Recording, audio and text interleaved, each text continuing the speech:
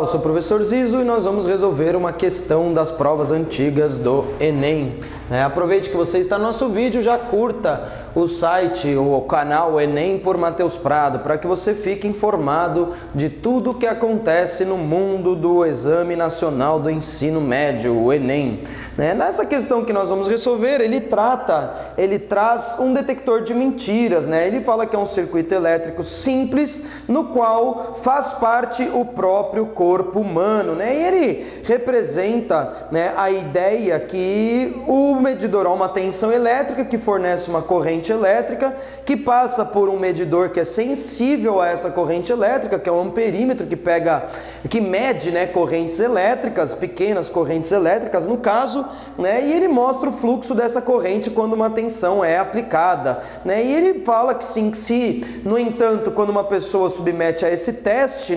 ela não sente a passagem de corrente elétrica, o que faz com que a gente afirme que ela seja pequena, praticamente desprezível. Se a pessoa mente,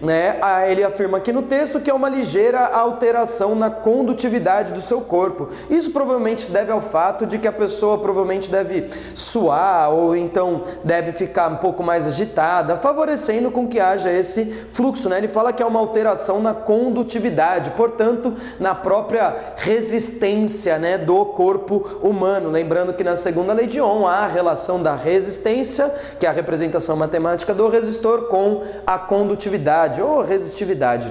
De qualquer forma, aí ele afirma no texto que esses fatores devem ser levados em conta,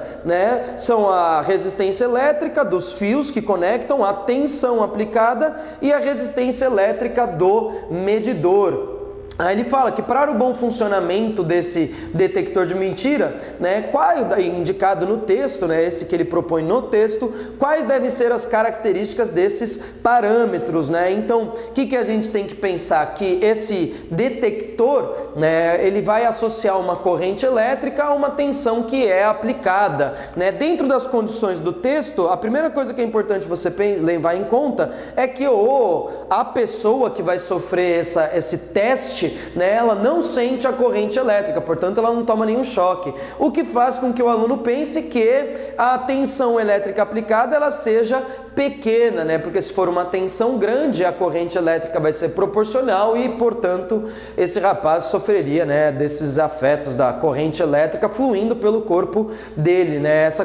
Essa tensão elétrica aplicada, ela tem que ser pequena. Outro fator que é importante levar em conta é a resistência do próprio fio, Ele não pode alterar as minhas medições, Ele tem que ser uma resistência desprezível para que esse efeito deva-se exclusivamente à pessoa que está sofrendo esse teste, Se por um acaso o fio tiver uma resistência muito grande, a corrente elétrica ela não vai sofrer variações com essa pequena variação da condutividade da pessoa, Outra coisa é que o próprio medidor não pode interferir na medida, Então ele tem que ter uma resistência desprezível, Em suma, o que o Enem ele quer que você identifique é que se monte um circuito elétrico ideal, Um circuito elétrico em que a primeira lei de Ohm seja válida. E para tanto, para que essa lei de Ohm seja válida, para associar a condutividade, se deve uma corrente elétrica,